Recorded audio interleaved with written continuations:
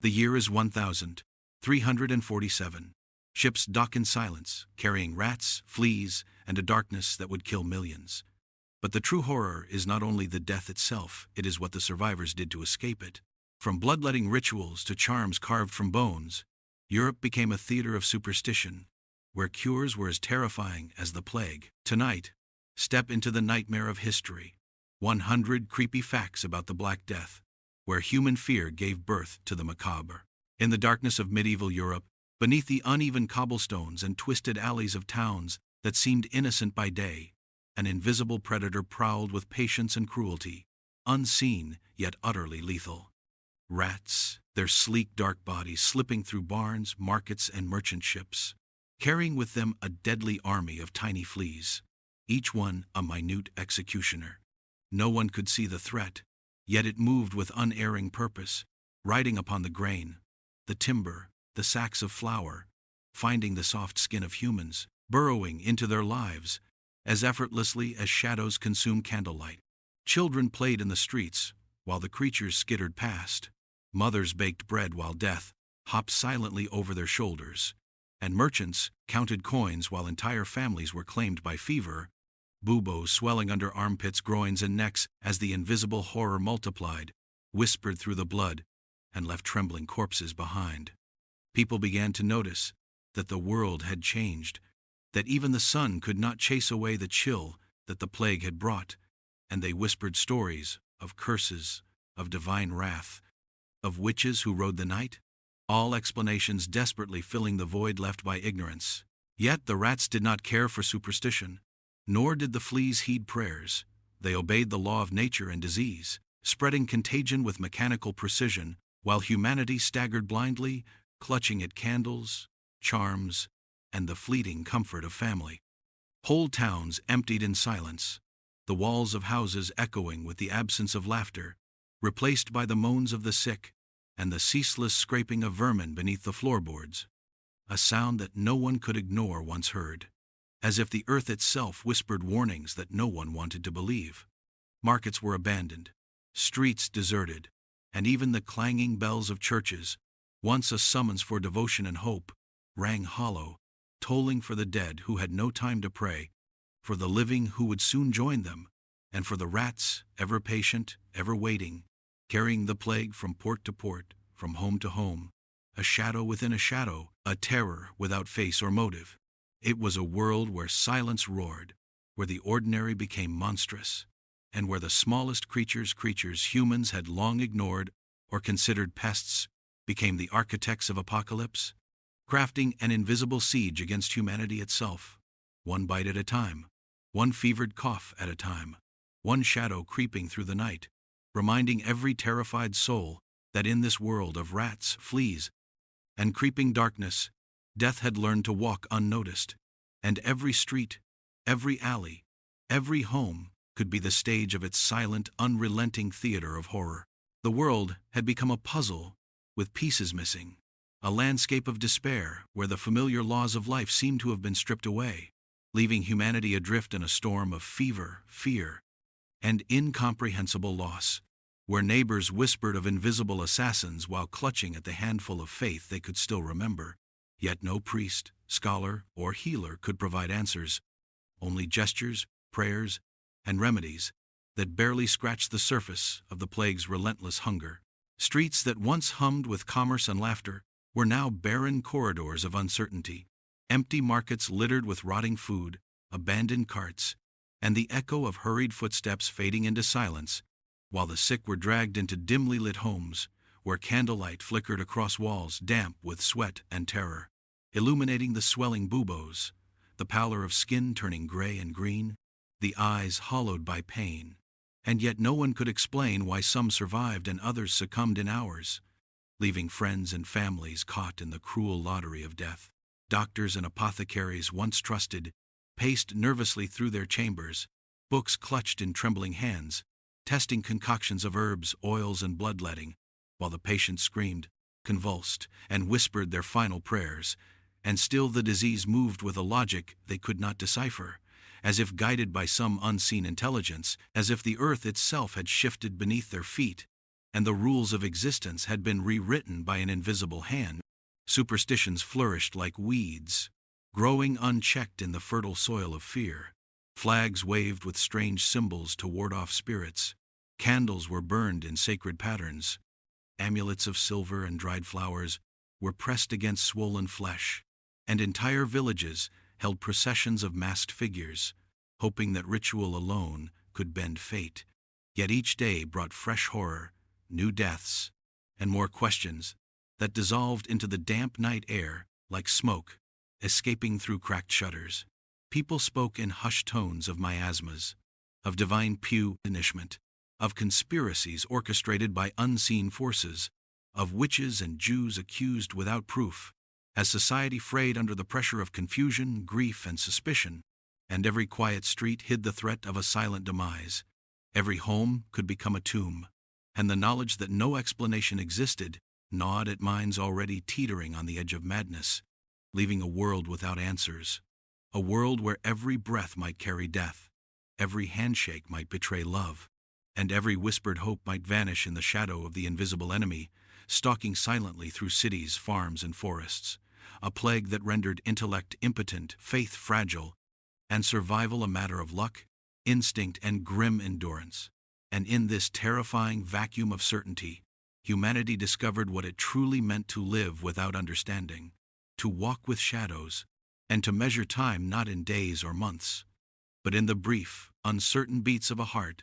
still defying the night. The first swell of a bubo, a grotesque bruise of flesh beneath the skin, became a harbinger of horror, a living emblem of the Black Death's inexorable claim, darkened like bruises, yet throbbing with a fever that turned the body into a map of pain. And soon, black stains began to appear on lips, fingers, and ears, a macabre signature that spread across faces like ink blotches on aged parchment, terrifying neighbors into shuttered homes and silent streets, while families watched in helpless fascination as their loved ones' bodies betrayed them in ways both intimate and grotesque, the swollen lymph nodes turning purple, black, and green, leaking pus and blood, the skin stretched thin and tight over the grotesque formations, a signal to all who beheld it that death lingered near. And yet some defied expectation, staggering back from the brink with no explanation,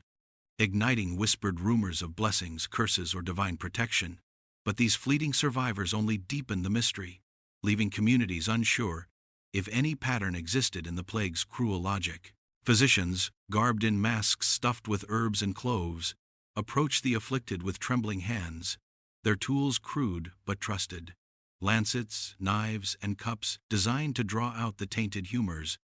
while apothecaries concocted unholy blends of mercury, dried toads, and scented oils, believing that the scent of salvation could overpower the stench of decay, though often it only masked the rot that crept from within. As fevered cries echoed through candlelit rooms, the sound swallowed by thick walls and heavy doors, mingling with the acrid smell of vinegar and smoke, while rats and fleas, the invisible carriers, flitted through every crack and shadow, unseen yet omnipresent, ferrying death from body to body with mechanical precision, a silent army that knew neither mercy nor hesitation. Villagers carried the dead in carts, their bloated forms sagging over one another, eyes staring blankly, faces mottled with purple and black, and the living were forced to confront mortality with brutal immediacy. The smell of putrefaction, the sound of weeping, the sight of skin torn by sores, all creating a sensory landscape of terror that seeped into the soul. And through this lens of horror, communities clung to superstition. Garlic hung in windows, sacred charms pressed to the chest, holy water splashed over swollen flesh, and yet no ritual could halt the advance. No prayer could reverse the stains. No medicine could reliably cure the affliction, leaving humanity to grapple with the unnerving knowledge that in a world ruled by plague, the body itself had become both message and messenger, each bubo, each black stain, a grim punctuation in a narrative written by the unseen, unstoppable hand of fate, where fear and wonder collided, and every breath taken in this shadowed reality carried the weight of the unknown. And the lesson became clear. Survival was never guaranteed, but bearing witness, watching the dance of life and death in the plague's grip, was the only act left that belonged to the living. In the shadowed streets where the Black Death reigned, figures emerged like phantoms, cloaked in long waxed coats and wide-brimmed hats, the masks upon their faces shaped like bird beaks, hollow and grotesque, stuffed with pungent herbs, lavender, and rose petals to ward off the invisible harbingers that rode upon the air. Their glass eyes reflecting flickering candlelight, as they moved silently through alleys littered with refuse and the stench of decay, each step measured, each gesture deliberate, a performance of both science and ritual, for the plague doctors were part physician, part shaman, their instruments lancets, pomanders, and wooden canes extensions of authority and fear, used to prod, to inspect, to maintain distance from bodies that pulsed with fever and disease, the living and the dead blurring in their wake. And yet, even garbed in these protective suits, many succumbed,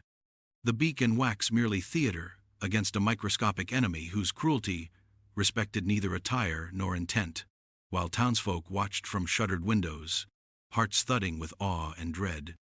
whispering about the doctor's presence as omens, some saying the mask itself attracted death, others claiming that the very herbs trapped the spirits of the damned,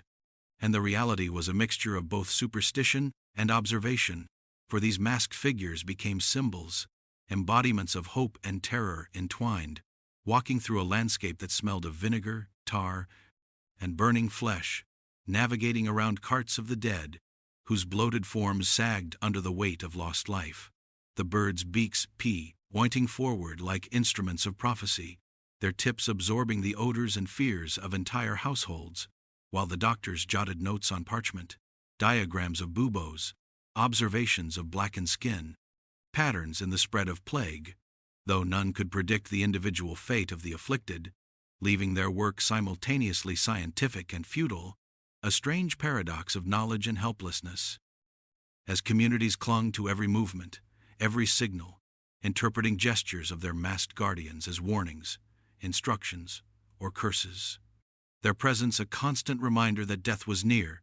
always near, lurking behind each corner, in every shadowed doorway, and the visual of the beaked mask, perched like a bird of prey over eyes that had witnessed horror beyond imagination, became etched into the collective psyche, an icon of plague-era survival and superstition, while the doctors themselves often became stories whispered among the sick and dying, legends of those who walked with death, sometimes barely avoiding its grasp, sometimes swallowed whole, yet in every encounter, they carried a duality, protector and omen, healer and harbinger, their silent, measured steps across cobblestones, echoing the rhythm of life and death intertwined, teaching the living that even amidst the terror of buboes, black stains, and the stench of rot, human ingenuity, however flawed, persisted, as fragile as the herbs stuffed in the mask's beaks, as fleeting as hope in a world ruled by plague, and as enduring as the shadow that every masked figure cast over the hearts of those who watched and waited. For in the face of the Black Death, every sign, every mask, every whispered observation mattered. Do you have the courage to follow the streets where fear ruled and hope flickered? Dive deeper into this immersive 19-part story of the Black Death. Uncover the hidden struggles of survival, and witness humanity's strength in the face of unimaginable terror. Click now to continue the journey through history and experience the gripping suspense, haunting moments, and lessons that echo even today. Don't miss the chance to feel the fear, the sorrow, and the hope that shaped a world forever changed by the plague. In dimly lit chambers where candles flickered and shadows danced across walls blackened by soot, alchemists and apothecaries concocted strange elixirs and powders, mixing crushed gemstones, mercury, and exotic herbs, while the air hung heavy with the pungent smell of burning sulfur and rotting plant matter, their hands stained with pigments and potions, fingers trembling with a mixture of hope and desperation. For every vial could be a cure or a poison, and in the midst of plague-ridden towns, these men and women walked the line between salvation and ruin, often visited by families clutching their loved ones, eyes wide with fear and pleading for remedies that had never proven themselves, while outside the streets were thick with bodies and the stench of death, and yet inside, every bubbling flask, every jar of ground bezoar or dried mandrake, became a symbol of potential survival, a fragile promise against the unstoppable tide of infection. The alchemists whispered incantations as they ground bones into powders and steeped roots in wine, invoking ancient knowledge and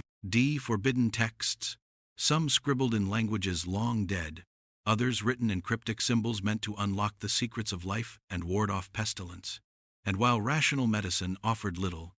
the desperate clung to superstition and spectacle, swallowing concoctions that tasted bitter, acrid, metallic, or pungent, believing that the smoke rising from simmering cauldrons carried away disease, that wearing amulets soaked in tinctures could repel death itself, that reciting charms while applying poultices of honey, vinegar, and crushed flowers could shift fate, and families watched anxiously as loved ones moaned, convulsed, or lay still, praying that the strange remedies worked, while some apothecaries claimed to have discovered the philosopher's stone or secret panaceas that could neutralize the plague's invisible scourge, charging exorbitant sums, blending greed and hope. And the tension in each household stretched tight, every cough and fever spike magnified, every bubo scrutinized, every blackened mark on the skin a reminder that death was patient, waiting, while the air in homes became thick with incense, herbs, and the smoke of candles, masking the scent of sickness, masking the fear, and yet never erasing it, for desperation turned knowledge into ritual, observation into superstition, and humanity into a theater of survival, where every potion, elixir, and powder was a gamble, a silent bet against fate itself. And in the corners of these rooms, shadows of children, spouses, and parents swayed with the dim candlelight, hands clasped in prayer, eyes scanning the movements of the alchemist, while outside, the plague waited,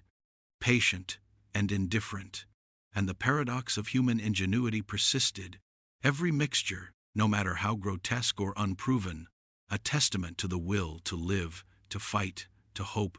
even when logic and reason failed. And the story of each cure, whether miraculous or fatal, wove itself into the collective memory of a world desperate for answers,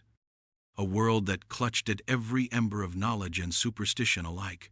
believing that somewhere, in the flicker of candlelight and the swirl of smoke, survival might still be possible, even if only for a fleeting moment, even if only in imagination. The streets of the city had become a labyrinth of grief and decay, narrow alleys lined with half-collapsed buildings, where the cries of the sick and the wails of mourning families echoed against crumbling stone walls, the cobblestones slick with rain and blood, and the air thick with the stench of rot, uncollected refuse, and human suffering, as beggars and scavengers shuffled through the shadows, picking through discarded belongings and bodies alike, while the living stumbled past, eyes hollow, shoulders hunched under the weight of fear and fatigue,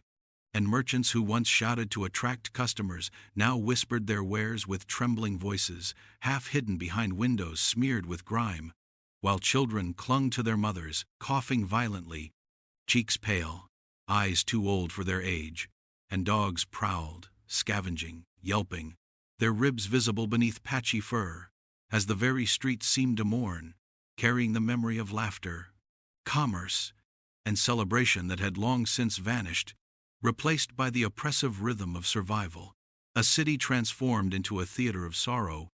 where every corner harbored shadows that might be alive or might be the remnants of those already claimed by plague, and the few who dared to leave their homes for food or water moved quickly, heads down, hearts racing, avoiding the sight of those who had succumbed, whose bodies, left unattended, were dragged to makeshift piles to be burned or buried hastily, smoke curling into the gray sky, merging with the fog that rolled in from the river, carrying with it whispers of despair from distant treats. And yet, among the despair, small acts of courage persisted. A woman sharing bread with a coughing child, a man carrying water to a neighbor's doorway,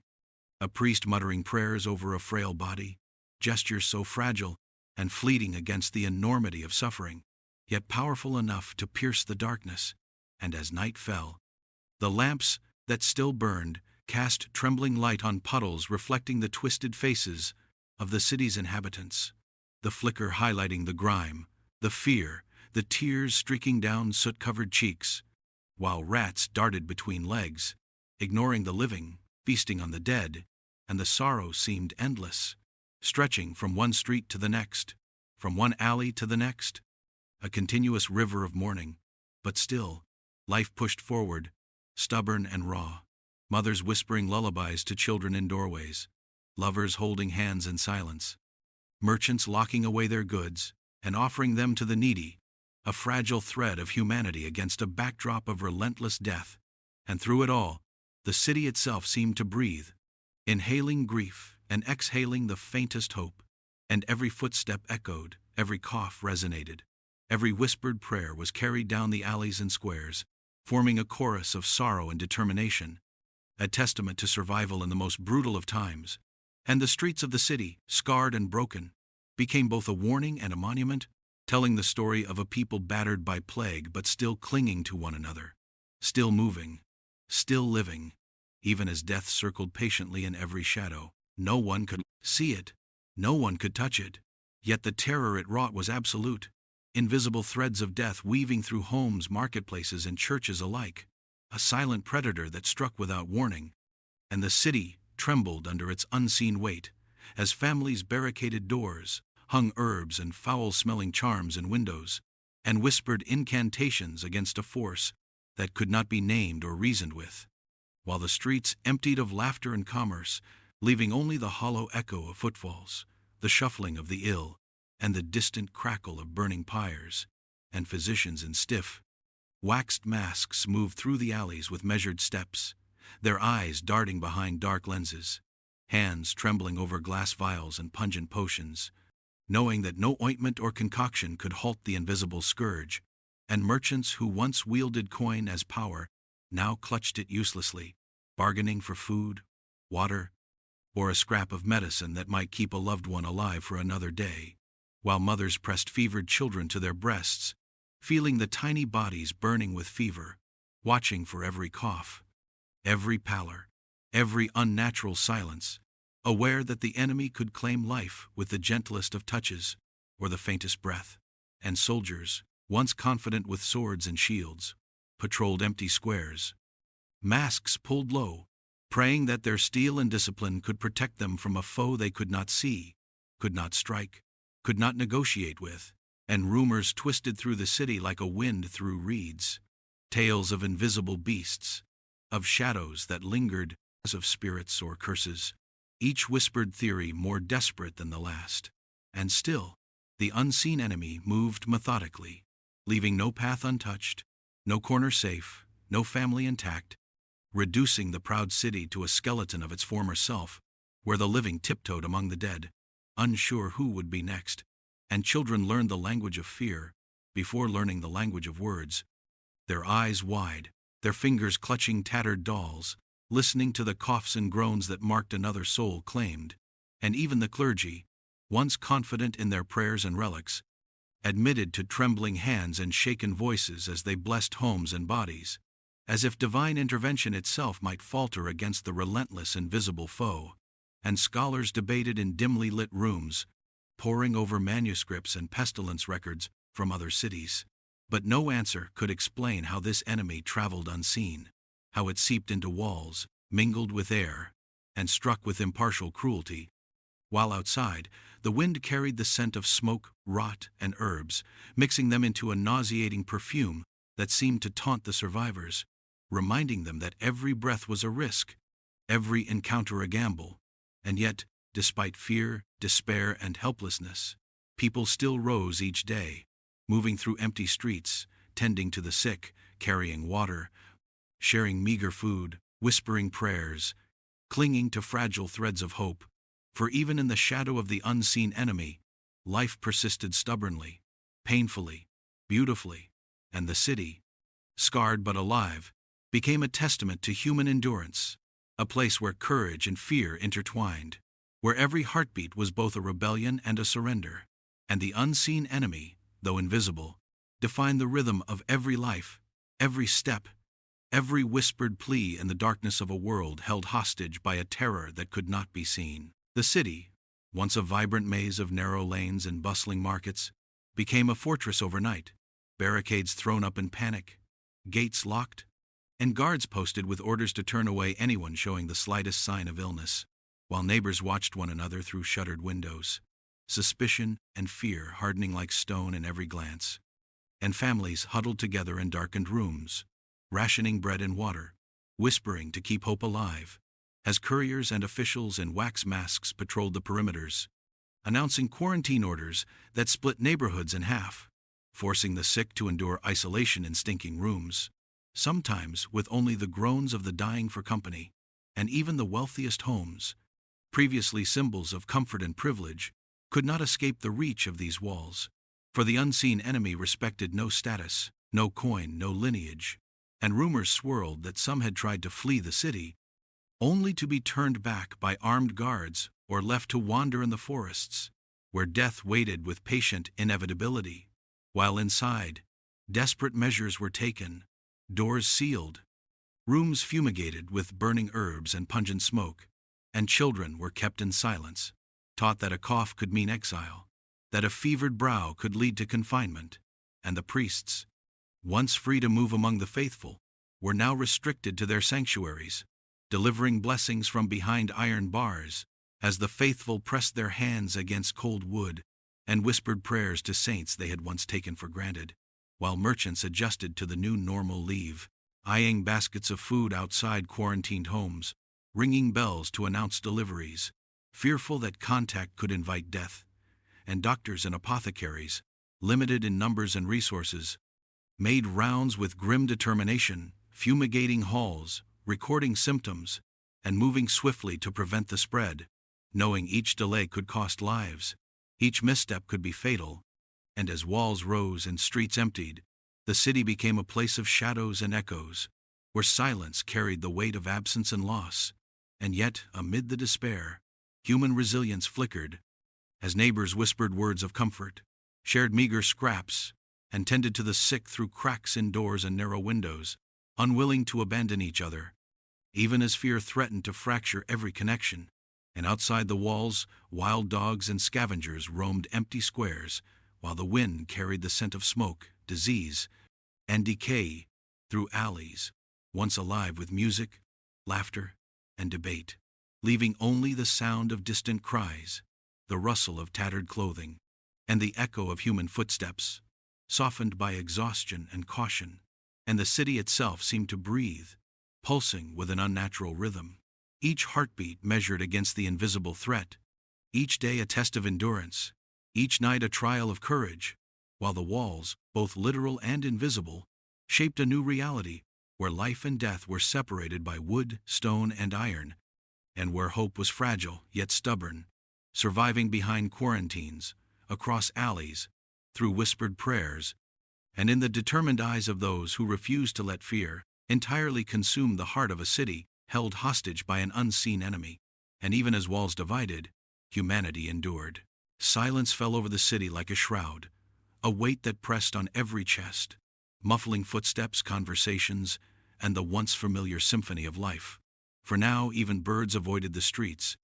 their songs lost to the emptiness, and the few who dared to move spoke in hushed tones, as if the walls themselves could hear, as if sound could summon the invisible enemy more quickly. And in homes, the silence was heavier still, broken only by the coughs, the whimpers, and the scraping of floors as children tiptoed to avoid waking parents too weak to rise, while families sat in darkness, counting days and rationing memories, telling stories that felt distant, holding hands to remind themselves of warmth, of connection, of humanity. And in the streets, the echoes of death whispered through alleys and over empty squares, a constant reminder that the absence of sound did not mean the absence of life, nor did it mean safety, for the plague moved silently, indiscriminately, claiming merchants who once shouted over stalls, servants who once sang as they swept, and scholars who once debated the meaning of life and morality, leaving behind empty homes, closed shutters, and the faint scent of herbs and vinegar used to ward off infection, while even the walls of churches and synagogues, once resonant with music and prayer, now held only echoes of absence, as priests and rabbis kept vigil in their chambers, reading texts aloud with trembling voices, hoping the words could travel further than their own bodies. And in the hospitals and makeshift infirmaries, silence was punctuated only by group moans and the occasional murmur of caregivers, each note carrying despair and exhaustion, yet also an unspoken vow to persist, to witness, to hold the hands of strangers as if they were family. For in this silence, humans learned the value of presence, the weight of being seen and remembered, even when voices failed, and in courtyards and back alleys, shadows moved with caution, scavenging for scraps or carrying water and food to those confined behind doors, leaving offerings with no words, only gestures, only hope that someone would understand. And beyond the city gates, the forests and hills seemed to listen, the wind weaving through trees like a mourner tracing the path of every lost life. And as days bled into nights, the toll of silence became measurable not in clocks or calendars, but in the diminishing number of stories left untold, the faces no longer pressed against windows, the laughter that had vanished, and the quiet resilience that refused to vanish entirely. For even in the absence of sound, human hearts found ways to communicate, to reach across distance and fear, to keep hope alive in whispers, in gestures, in the mere act of surviving. And as silence deepened, it taught a terrible, profound lesson, that life persists not only in grand gestures, in voices raised or songs sung, but also in the quiet endurance of the living, the steady beating of hearts in the darkness, the patience of those who wait and watch, who care and tend, who remember, and who, despite the plague, refuse to let the world fall entirely into oblivion, holding onto the fragile thread of humanity that even silence cannot sever. The plague did not merely claim bodies. It shattered the very fabric of families, leaving siblings to wander alone through streets that had once been playgrounds, mothers to weep in empty rooms, clutching their children's clothing as if scent alone could summon them back, and fathers who had fallen ill or been carried away, left behind silent chairs at tables, untouched meals, and the hollow echo of voices that could no longer call their names, while those who survived were forced to make impossible choices, locking doors against neighbors or even relatives, rationing bread and water with trembling hands, deciding whether to risk exposure by venturing out or to stay imprisoned in their homes, clinging to the hope that loved ones might return. And yet, for many, return never came, for the streets were littered with bodies hastily wrapped in coarse linen, dragged to carts that made their lonely rounds, and the cries of children searching for parents became part of the background noise of the city, blending with the coughs, the groans, and the quiet despair that seeped from every alley. While in the countryside, where some families had fled, the illness spread like wildfire, consuming entire villages, leaving barns, kitchens, and hearths abandoned, hearths that once glowed with warmth and laughter now cold, unlit, and overrun by the wild, the animals taking over spaces left vacant by human fear and absence. And in hospitals, makeshift or permanent, rows of beds held bodies too weak to lift their heads, eyes clouded with fever and pain, and beside each bed, a relative, if one had survived, offered what comfort they could, washing foreheads, holding hands, whispering prayers, recounting memories, trying to preserve the identity of a loved one before they succumbed, knowing that even after death, the plague denied proper burial for many, leaving families to gather whatever scraps of clothing, jewelry, or letters they could find, wrapping them in cloth or hiding them in boxes, as if those fragments could replace the people they had lost. And through all of this, the social structure unraveled, marriages left unconsummated or widowed before they began, children orphaned and shuffled into care by distant neighbors, adolescents forced to become heads of households overnight, and every decision weighed with moral terror. To leave a sick sibling behind to survive oneself, to steal food from another family to keep one's own alive, to pray for the death of one loved one in order to save another. And as nights fell, families huddled in corners, the absence of their kin pressing against them like the very darkness, recounting stories that became harder to remember, voices faltering under grief, memories merging with dreams and nightmares. Yet even amidst such devastation, small acts of defiance, of love persisted.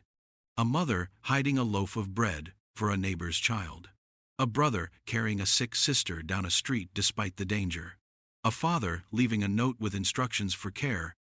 A child whispering a lullaby into the night, in hopes that their absent family could somehow hear. And these threads of humanity, fragile yet unbroken, reminded the living that though families were torn apart,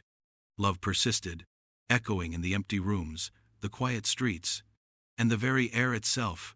refusing to be extinguished, even as death claimed so many. The streets were filled with a rhythm of sorrow, the clatter of wooden wheels scraping cobblestones as carts burdened with bodies wound through alleys and marketplaces,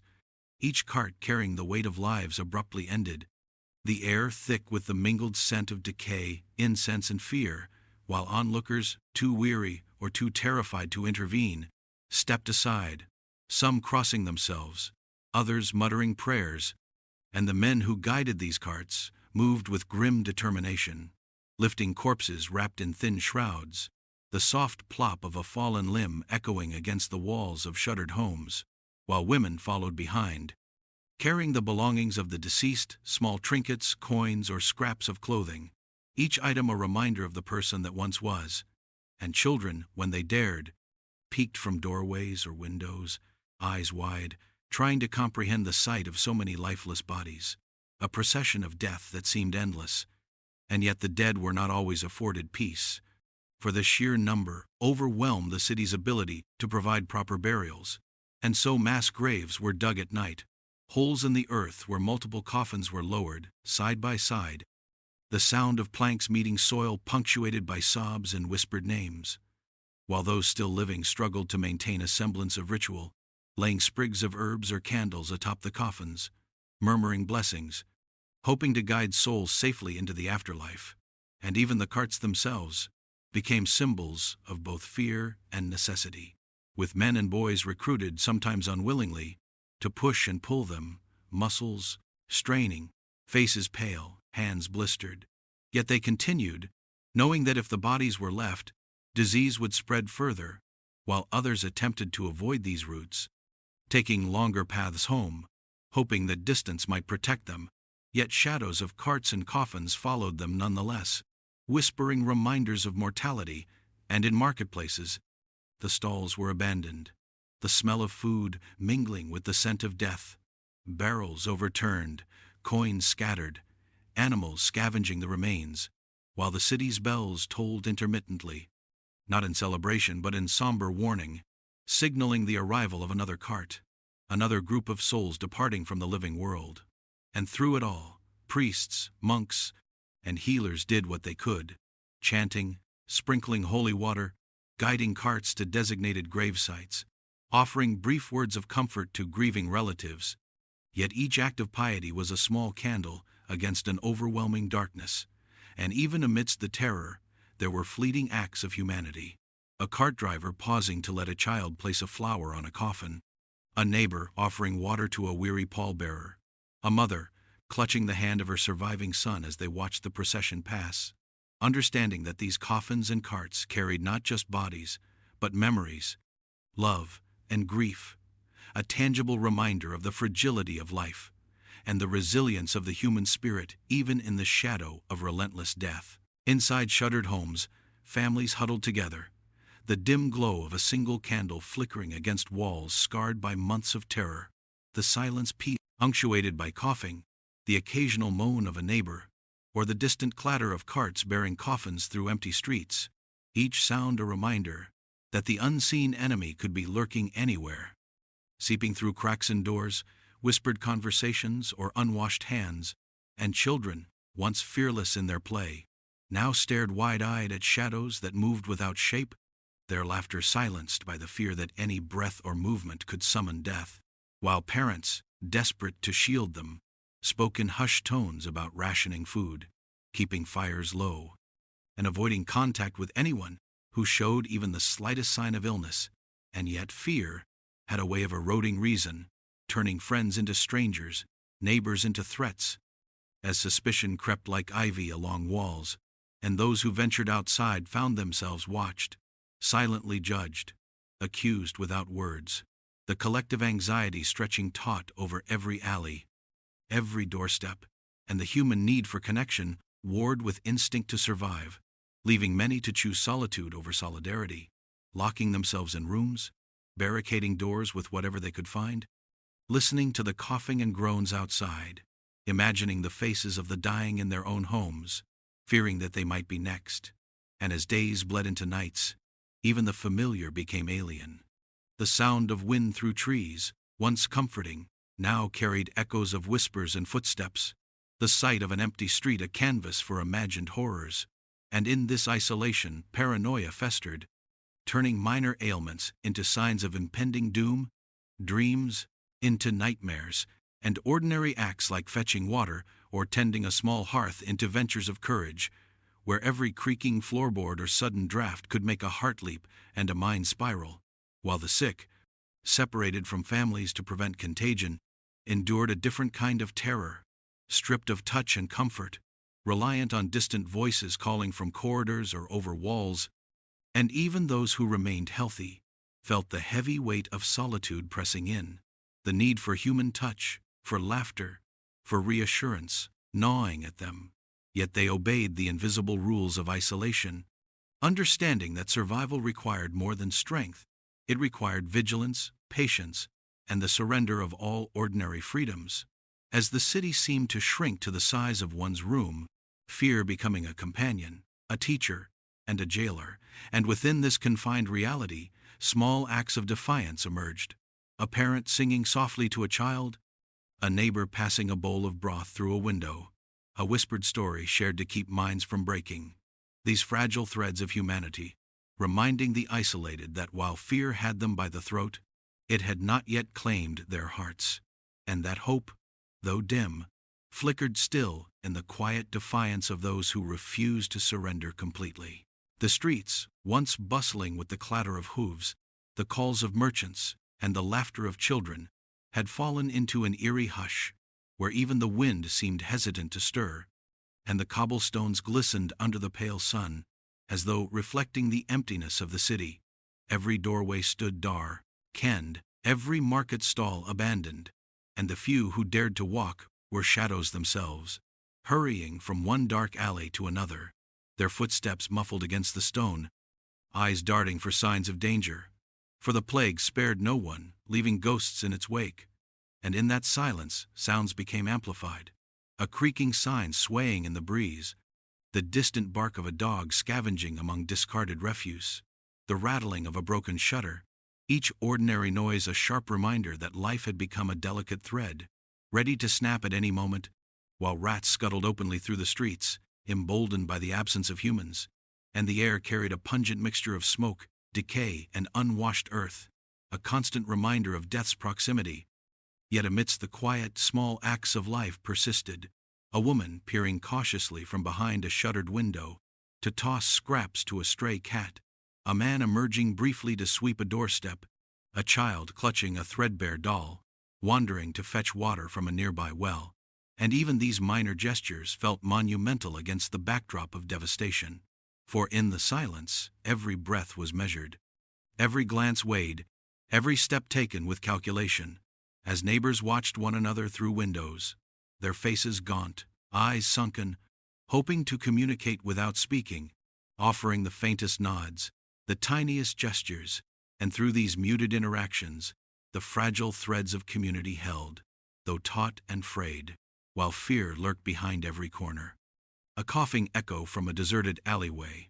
a shadow moving too quickly in a far way, the sight of a discarded cloak on the ground signaling a life recently claimed, and the knowledge that this stillness was not peace but a prison imposed by illness, forcing the living into unnatural restraint,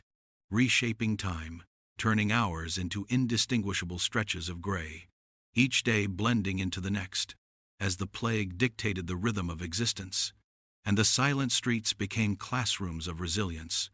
teaching those who remained how to navigate absence, scarcity, and despair, how to value even the briefest contact, how to endure when ordinary joys vanished. And yet in this oppressive quiet, hope flickered quietly like candlelight through a window, signaling that despite the emptiness, the city's heart still pulsed faintly beneath the fear, beneath the sorrow, beneath the shadows. And those who moved through the streets, careful, watchful, determined, carried the weight of remembrance and the fragile promise that one day these silent streets might echo with life again. And until then, survival meant moving with care, speaking with caution, and finding in the emptiness a reason to keep walking, to keep witnessing, to keep believing in a dawn that had yet to arrive. Amid the desolate streets and shuttered homes, whispers of refuge circulated like fragile lifelines, tales of hidden havens tucked behind decaying walls, beneath rickety staircases, and through narrow alleys so overgrown with weeds and discarded refuse that only the desperate or the daring could find them. Places where families who had survived the initial waves of plague gathered in hushed recite, sharing food, water, and the few meager possessions they could carry, each haven marked not by signage, but by the silent understanding of those who knew. Where light flickered behind patched windows, laughter dared to break the oppressive gloom, and children, though gaunt and quiet, found moments of play in shadowed corners, while adults took turns standing watch, scanning the streets for danger, listening for the coughs that signaled the encroaching disease, and tending the sick with a tenderness born of fear and necessity, concocting herbal remedies from what little they could scavenge, improvising clean rags to bind wounds or cover sores, and offering words of comfort that carried more weight than any medicine. For in these hidden havens, survival was as much about morale as it was about physical sustenance, and the havens themselves became miniature microcosms of the city before it fell silent, replicating markets, kitchens, and sleeping quarters, each corner carefully arranged to conserve resources and maintain some semblance of order, while outside, the world rotted and reeked, streets littered with discarded garments, broken carts, and the bodies that had not been claimed, and every sound beyond the walls a scuttling rat, a distant wail, the faint crunch of boots on stone was a reminder that safety was fragile, temporary, and precious. Yet inside, moments of humanity persisted. A mother smoothing her child's hair, a man sharing a crust of bread, laughter over a shared story, tears shed in quiet solidarity. And in these small acts, the hidden havens became sanctuaries of hope, preserving the knowledge that people could still connect, nurture, and endure, that life could assert itself even under the shadow of death, that the plague had not yet extinguished the capacity for courage or compassion, and though the world beyond the walls was unrecognizable, within these havens, the pulse of community still beat, faint but insistent, a testament to resilience, ingenuity, and the stubborn refusal to surrender. For each person in the haven carried memories of the outside world, stories of loss and survival, hopes of reunion and recovery, and in the gathering of these souls, the hidden havens were not just shelters from the disease, but repositories of humanity itself, quietly defying the plague's reach, teaching that even in the deepest despair, people could find ways to protect one another, share what little they had, and forge bonds that, while invisible to the rest of the city, were powerful enough to sustain life, spirit, and the faint whisper of a future where the streets might once again be filled with voices and footsteps, and not just the echo of fear. In the darkness of shuttered rooms and empty streets, the city seemed to breathe with a life of its own, carrying murmurs that slithered along alleys, through narrow staircases, and into the ears of those too fearful to sleep. Whispers of illness, of death, of survival, fragments of conversations half heard through closed doors, stories of neighbors gone, of children left alone, of strangers who had disappeared under the weight of the plague, and in this chorus of muted voices, fear gained substance, feeding on imagination as much as reality, for each whisper, each creak, each distant cough was magnified in the mind, becoming a portent, a threat, or a prophecy, and families huddled in corners, clutching one another, listening intently, trying to decipher truth from speculation, their hearts hammering against the stillness, while beyond the walls, the streets were no quieter, shadows flitting in candlelight, rats scuttling over cobblestones littered with refuse, and remnants of lives abruptly ended, and the few who dared to leave their homes at night spoke softly, passing messages, carrying supplies, or moving to attend to the sick, their voices barely above whispers, as if volume alone could summon the unseen enemy. And in hidden havens, people leaned close to one another, telling stories of the past, of loves lost, of kin they hoped to see again. Their murmurs a delicate defiance, a fragile act of rebellion against the oppressive stillness. For in silence, memories could fade, hope could die, and despair could take root in even the strongest heart. Yet speaking softly, sharing a word of comfort, or recounting a memory became a lifeline, a tether to humanity. A reminder that even as death stalked the alleys, people were not entirely alone, and in this delicate balance, children learned the sound of fear, mothers the weight of vigilance, fathers the art of quiet reassurance, and neighbors the necessity of discretion, for rumors could both protect and endanger, revealing safe havens to the uninitiated, or drawing the attention of those desperate enough to exploit others' suffering. And as nights lengthened, and darkness fell thicker with each passing hour, the murmurs carried another weight, the unspoken acknowledgement that life persisted in the shadows, that every whispered word, every carefully exchanged glance, every shared secret became proof that humanity endured, and in the rooms where candlelight trembled, the living pressed hands together, shared food and water in silence, exchanged advice on care and containment, or held the bodies of the dying as they whispered prayers and confessions, teaching them to listen beyond the immediate, to hear the hidden signals of survival, resilience, and hope, to distinguish between the dangerous rumors and those that offered guidance. And so the murmurs in the dark became both warning and comfort, a symphony of fear, grief, love, and endurance. And in learning to navigate them, the inhabitants of the plague-stricken city discovered a new language of survival, one composed of whispers, gestures, and attentive hearts, proving that even in the deepest darkness, human connection, though fragile, could still illuminate the path through despair. The city, once a single bustling organism of trade and chatter, had transformed into a fractured mosaic, a place where invisible lines dictated life and death, where streets that had been open to children's laughter and merchants' cries were now cordoned by fear, suspicion, and the unseen presence of the plague, dividing families from neighbors, friends from companions, and the healthy from those tainted by sickness. These lines were not drawn in chalk or stone, but in the hesitant glances, the whispered instructions, the hesitation to cross thresholds, the avoidance of a familiar doorway. And as people navigated the newly imposed, unspoken boundaries, they became acutely aware of the paradox of proximity and separation, where a hand could still reach across the divide, yet tremble with uncertainty. A nod could convey reassurance, yet carry unspoken dread, and even love could be measured by distance. The careful calculation of steps and gestures necessary to avoid both contagion and suspicion. Merchants whispered prices from behind curtains.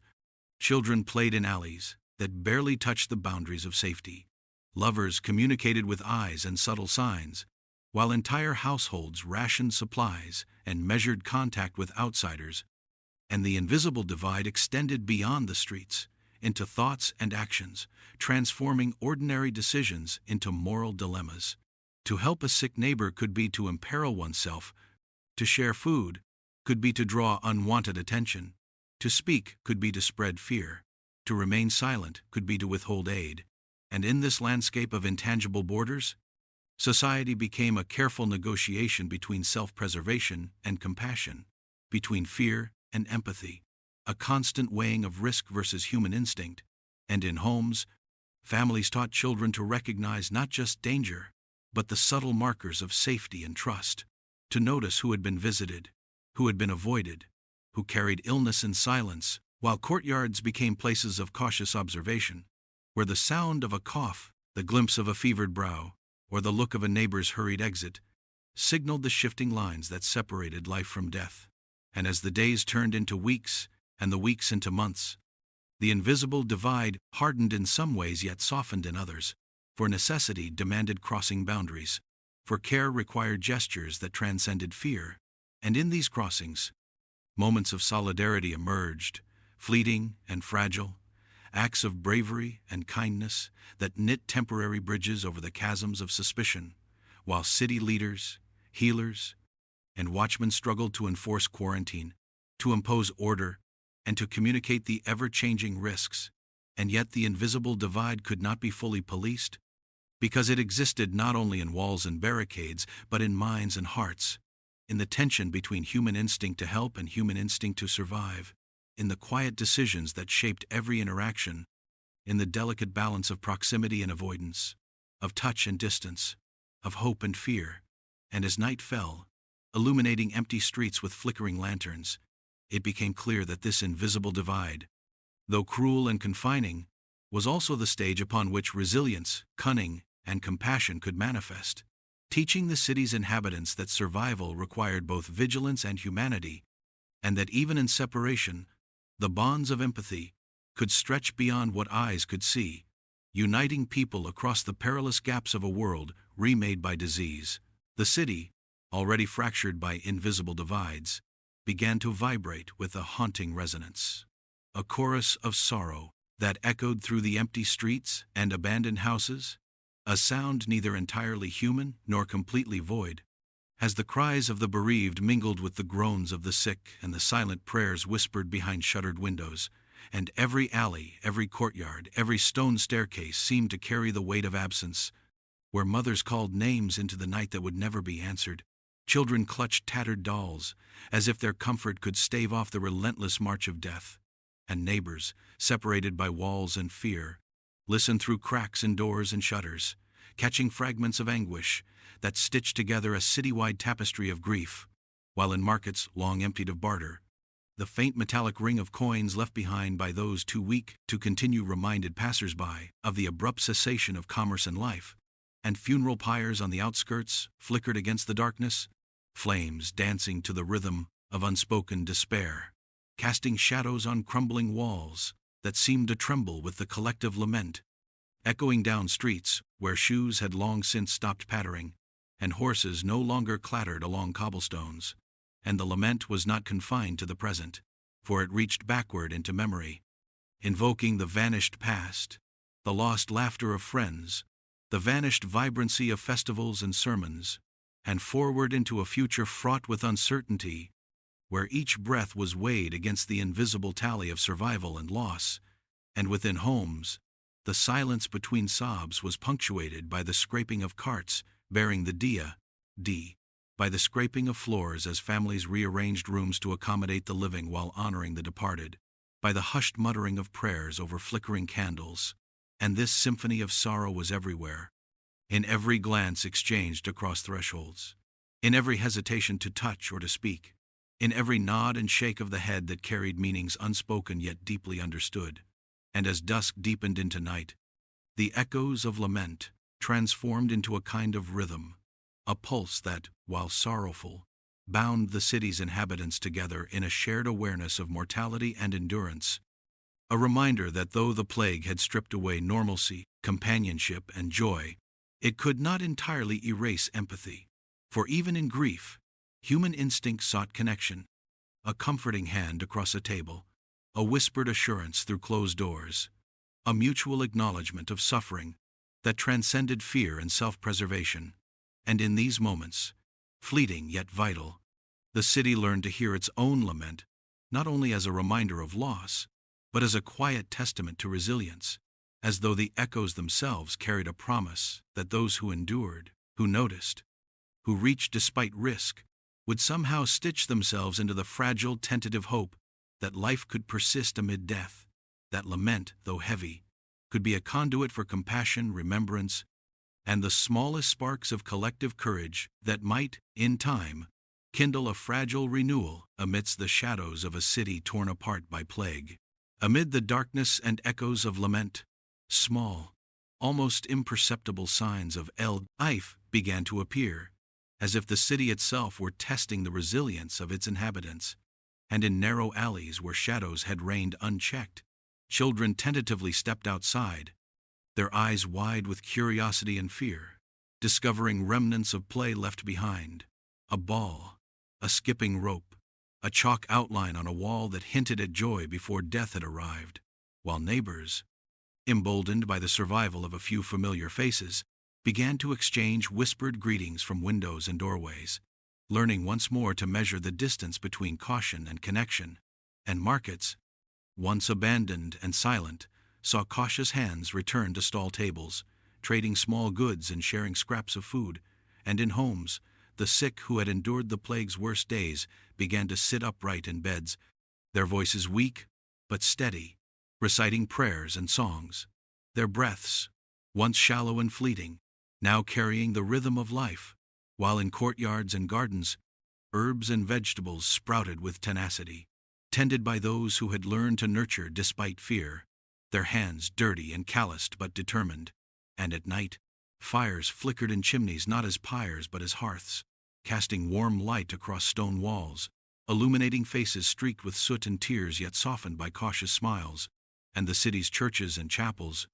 long empty, heard once more the faint murmurs of prayer and song, carried through cracked doors and broken windows, as a congregation, sparse but devoted, acknowledged that survival itself was a miracle worthy of gratitude, while along the streets, strangers offered help to one another, sharing blankets, water, and words of encouragement, forging bonds born not of ease, but of shared suffering and recognition of fragile humanity. And messages began to circulate from one household to another, simple notes of reassurance and updates on health, scribbled on scraps of paper and tied with string, reminding each person that they were not alone, that the pulse of community still beat beneath layers of grief and fear. And in the city square, the first cautious laughter erupted when a young musician played a tune on a battered lute, the sound carrying across empty facades and drawing heads from windows, smiles breaking through the solemnity like dawn cracking over a long night. And as the days unfolded, these flickers multiplied, small acts of courage, of care, of rebuilding, weaving together a tentative mosaic of hope, a recognition that while the plague had taken much, it had not stripped the city entirely of its spirit, nor the people of their capacity to love, to endure, and to imagine a life beyond mere survival. And in this fragile revival, the citizens learned that hope was not a single moment or gesture, but a series of sparks, each one feeding the other, creating warmth, light, and possibility. And as those sparks grew, they illuminated a path toward healing, reminding all who remained that even in the darkest shadows, the smallest flicker could ignite a fire of resilience, courage, and shared humanity, a testament to the enduring heart of a city battered yet unwilling to surrender, and that somewhere within the mourning and the ruins, life had begun to reclaim its place, one flicker at a time. As the city emerged from the shadow of its long nightmare, the streets no longer silent but alive with cautious activity, whispers of recovery and cautious laughter, the people began to confront a question that had lingered through every death and every night of fear, a question that no plague doctor, no alchemist, no sermon, no whispered prayer had been able to answer. What comes after survival? And who do we become when the terror fades into memory? And in the homes where families had once huddled, staring at one another with a mix of love and suspicion, parents and children now shared meals again, their conversations tentative but brimming with the need to reconnect, to rebuild trust, while neighbors who had passed weeks ignoring each other's existence now paused in doorways, exchanged glances, offered a nod or a simple word of comfort, and marketplaces, once echoes of death, now hummed with barter, laughter, and the fragile certainty of routine, the clatter of coins and the scent of bread mingling with the faint, lingering odor of illness, reminding all that life persisted alongside memory, that grief and hope could coexist in the same breath. And as artisans repaired tools, musicians strummed instruments, and merchants displayed wares, a deeper question threaded through every small act. What do we owe to those who did not survive? To the neighbors, friends, and strangers, whose absence was carved into every street and every doorway? And what will we do with the wisdom the plague forced upon us? The knowledge that life is fragile, fleeting, yet astonishingly resilient, that the bonds of community are not merely convenient, but essential. And as leaders met to discuss rebuilding, their voices tinged with exhaustion and determination, citizens gathered in small clusters to share stories, recount acts of bravery, offer apologies for mistakes made in desperation, and vow silently to cherish one another. And in these acts, the city began to answer its final question, not with a single declaration, but with a tapestry of choices: to forgive, to honor the dead, to cultivate compassion, to nurture connection, to cherish the fragile beauty of a morning free from death, and to teach the next generation that while calamity may strike, the measure of humanity lies not in avoiding suffering, but in how we respond to it, in how we rise from the ashes of loss. And as evening fell and the first gentle stars appeared above rooftops, their light touching chimneys and windows, the city, scarred but unbroken, felt a quiet determination settle over it, a resolve to live deliberately, to treasure one another, to carry forward memory, wisdom, and hope. And in that silence, one question remained, yet it no longer demanded fear but action. How will we honor the lessons of the plague? How will we ensure that the flickers of hope, the acts of courage, the laughter reclaimed from darkness, and the fragile bonds of community endure beyond the shadows, beyond the sorrow, beyond the streets once dominated by death? And as the people looked at one another, at the empty streets now filled with life, at the small signs of rebirth in gardens, in markets, in the laughter of children, they understood that the final question was not rhetorical. It was a challenge, a call, and in answering it through every choice, every act of love, every measure of care, they would not only survive but become the custodians of a world forever changed, a world in which hope, remembrance, and humanity are inseparable. And the city, in its quiet resilience, stood as a testament to the answer, whispered in every alley, every home, every heart. We endure, we remember, we rise. The plague is past, but its story lingers in every cobblestone, every whispered memory, and every act of courage that rebuilt a shattered world. Through the streets of despair and moments of hope, we've witnessed human resilience, the fragility of life, and the power of connection. If this 19-part historical story captivated you, share it, revisit the chilling journey, and explore more tales that uncover the dark and the unforgettable. Let history teach, haunt, and inspire you, and carry forward the lessons of survival, compassion, and hope into our own world.